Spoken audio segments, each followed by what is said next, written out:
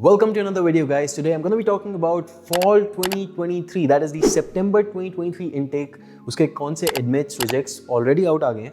We're going to be talking about those in this video. Alright, so stick around because we have some big ones in this video. Major universities that almost every single one of you guys would have applied to. I know, very popular options.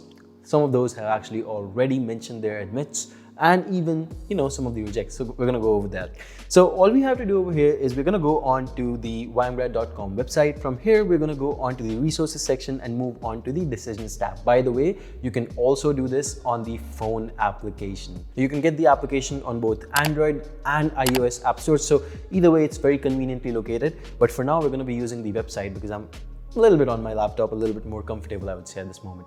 Anyway, so the two universities that I really wanted to understand the admits and rejects for and the trends as well are, number one, let's talk about UT Dallas. All right, this has already given out some of the admits. Let's uncheck everything that is not fall and let's only keep the admits and the rejects. Now here, very important info, guys. You're gonna see a trend over here in the last couple of years. UT Dallas has done some things that basically, reflects on how their admission process has changed. Okay, they've basically gotten a lot more ambitious. That's what they've done. All right, guys. So the first thing you will see is a computer science reject over here that came in just a couple days back. And the major pointer you have to notice over here is, yes, of course, this person does not have work-ex or research papers, but this person had a GPA of 8.0. Now, if, for instance, you had come to us with an 8.0 GPA and you were applying to computer science, we would not add UT Dallas to your shortlist. Why? Because this is what they've been doing in the last couple of years. They have been rejecting anyone and everyone for computer science programs. Well, if your GPA is under 9, you're considered rejected in most cases. Only rarely do they accept such cases. And again, that's our job to know that, right? These trends. For instance, see this, 8.39, but this person has been accepted, but this program is not computer science, it's business analytics. And we knew that as well. Like if you come to us and you want to go for business analytics, you tell us and we'll add this to your shortlist because we know that UT Dallas is not that ambitious for business analytics. It's a trend. And if you study this page, right, you'll actually see that trend. You'll actually see that happening. You'll see it in action. Let me actually show you a couple more. But before that, you can see that they have an overall decent profile and good number of research papers as well. Let's talk about the next one. Information technology management. Again, not very competitive. Hence, even with a 7.4 and about a year of work experience, you can consider that you will get in. Research papers do count, by the way. All right, and they're massively accountable. Computer science, again, even with 2 years of work experience. Now, some of you may say, hey, this one does not have work-ex or research papers. That's why this person did not get in. Even with work experience, research papers, and pretty decent GRE score, I would say, right? Okay, it's not the best, but yeah, it's decent enough. But at the end of the day, again, they also got a rejection even with an 8.5 GPA. So UT Dallas has been very, very GPA centric in the last couple of years. And I personally don't love that about them. But when you're applying to universities, you're spending your money, you're spending your time, you're putting in the effort. You want to be very careful where you spend your time. All right. So again, you can actually do this research. There's a lot of universities, by the way, still accepting admissions for the fall 23 term. You can do this research and you can get ahead of the curve right here. All right. Or you can hire us to do it for you in the profile evaluation and university shortlisting service. If you're interested in something like that, you can again go on to the YMGrad.com website. You can go on to the services section right over here. And the first thing you will see is the profile evaluation and university shortlisting service. We build your shortlist just like this, and you know exactly where you're going with that. Anyway, let's continue over here and let's take a look at the next ones. And these are, of course, I think we're moving a little bit closer to spring, but yeah, some of these are for fall itself, I believe. Anyway, 9.91, this person got accepted. Computer science. You can see GPA plays a major role for UT Dallas apparently. Even though UT Dallas is not a great university, I would tell you what, it's a good university, but I don't think that a person with a 9.9 should go to this university. They will have much better options in most cases. Anyway, computer science, this again, 8.06, you don't even need to look at anything else. It's as simple as that for UTD. Again, different universities, different trends are there. But anyway, I think you understand the point over here that business analytics, supply chain management, these people are able to get in, and it's very easy to decipher what's going on over here. All right, let's actually move on and let's take a look at another university that I want to talk about with you today, and that is ASU, Arizona State University. Very popular. I know some people call it a party school, but it's actually a great university to go to. Great education, great location, and great opportunities. I think that's all you need, really. So let's take a look at their decisions as well, by the way. Now, if you take a look at the first one, it's for computer science, and you see that the GPA of this person is 8.66. They have a good GRE score, pretty good actually. They have 170 on quants. They have a very good TOEFL score as well. No work-ex almost. I would say that 3 months is almost no work-ex, right? No research papers, but they still got in. They did not get the funding, but they got in, okay?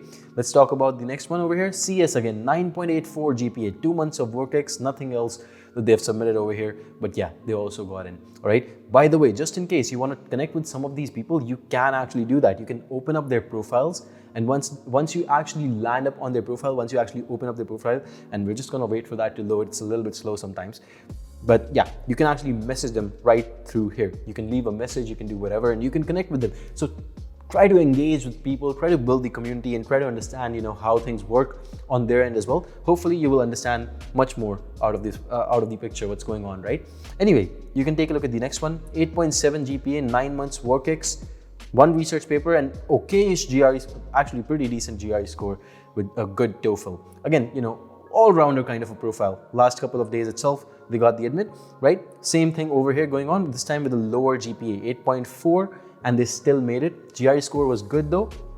Apart from that, no research, no work-ex, and 1 research paper, all right? So you can see that there's a little bit of a trend right here. Now this one, however, it's a very difficult one to explain.